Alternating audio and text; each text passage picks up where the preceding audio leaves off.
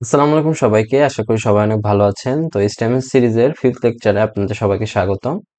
তো 5th lecture শুরু করার আগে আমি একটি ফাইল খুলে নিব, lecture5.html নামে। এটার মধ্যে আমাদের কোড থাকবে। এখানে আমি বয়লার প্লেট দিয়ে দিচ্ছি। এরপর আমি এটা কেটে দিচ্ছি লাইভ প্রিভিউয়ারটা, দেন এখানে আবার লাইভ প্রিভিউয়ে ক্লিক করতেছি। তাহলে আমাদের যে বর্তমান লেকচার 5টি আছে সেটা রেন্ডার হয়ে যাবে লাইভ প্রিভিউতে। এখানে আমি হ্যালো লিখলাম, তাহলে এখানে আসছে, দেন সবকিছু ওকে। এরপরে আজকে আমাদের যে আলোচ্য বিষয়, আমরা পরবর্তী লেকচারে তো হেডিং 1 এবং প্যারাগ্রাফ ট্যাগ দেখেছি, তাই না? এখন আমাদের যে আলোচ্য বিষয় সেটি হচ্ছে অ্যাঙ্কর ট্যাগ।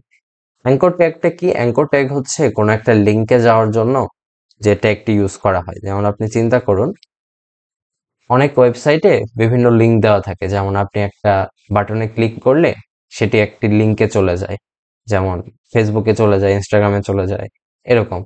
তো আপনি চাইলে আপনার প্রোগ্রামেও সেটি করতে পারেন। সেজন্য আপনাদের জাস্ট প্রেস করে এন্টার দিতে হবে, তাহলে অ্যাঙ্কর ট্যাগটি চলে আসবে। এখানে দুইটি জিনিস আসতেছে, আমি জুম ইন করে নেই আর এটাকে আরেকটু সাইডে রেখে দিই। এটা যদি জুম ইন করি তাহলে এইচরেফটা কি? এইচরেফ অর্থ হচ্ছে আপনি কোন লিঙ্কে যাইতে চাচ্ছেন।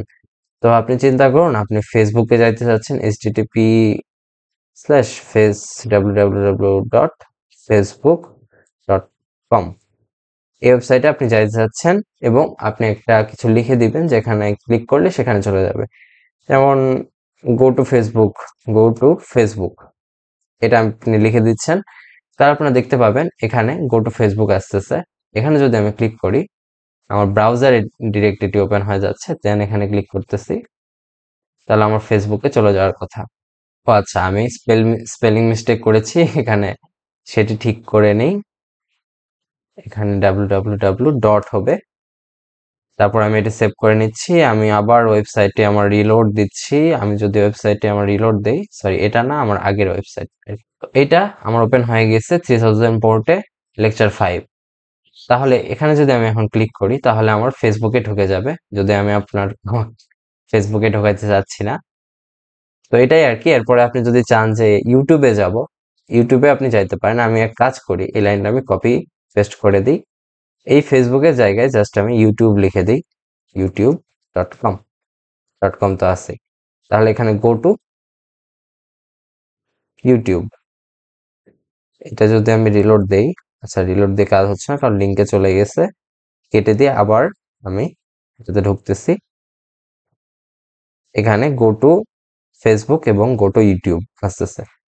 এখন আপনাদের মাথায় একটা চিন্তা আসতে পারে যে এরকমটা কেন হচ্ছে, এই দুইটা পাশাপাশি কেন আসতেছে, কেন নিচে আসলো না? তো এটি আমি আপনাদের সামনে বোঝাবো যে ইনলাইন আর ব্লক এলিমেন্ট দুইটা কনসেপ্ট আছে। অ্যাঙ্কর ট্যাগ হচ্ছে ইনলাইন এলিমেন্ট, অর্থাৎ অ্যাঙ্কর ট্যাগ যতটুকু জায়গা, মানে যতটুকু টেক্সট জায়গা তার দরকার ততটুকু জায়গা সে নেবে। আপনি সিম্পলি চিন্তা করেন যে অ্যাঙ্কর ট্যাগে গো টু ফেসবুক লিখতে কতটুকু জায়গা দরকার, এতটুকু জায়গা দরকার, সে এতটুকু নিয়েছে, বাকি আর সে কিছু নিবে না। তারপরে বাকি সবকিছু ডান সাইডে আমার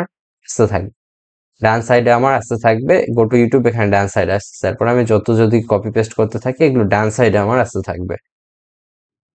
এটা হচ্ছে ইনলাইন এলিমেন্টের বৈশিষ্ট্য।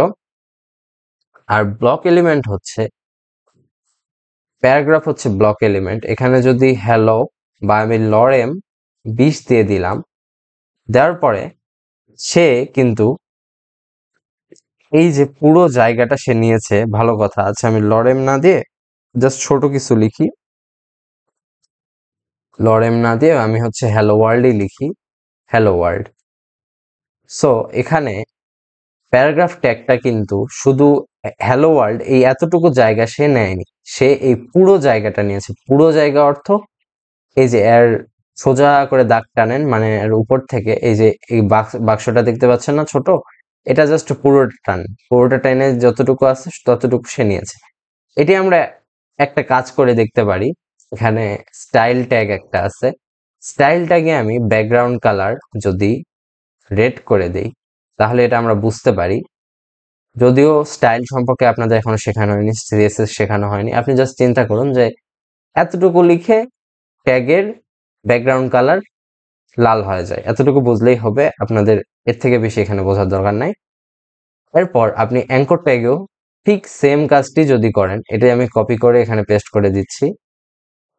তাহলে দেখুন অ্যাঙ্কর ট্যাগের ক্ষেত্রে কি হচ্ছে আর হচ্ছে প্যারাগ্রাফ ট্যাগের ক্ষেত্রে কি হচ্ছে। অ্যাঙ্কর ট্যাগের ক্ষেত্রে তার যতটুকু জায়গা লেগেছে, এরপরে যদি ফেসবুকের পরে অনেক অন্য কিছু লিখি, ব্লা ব্লা লিখি, তাহলে সে বক্সটা বড় হতে থাকবে।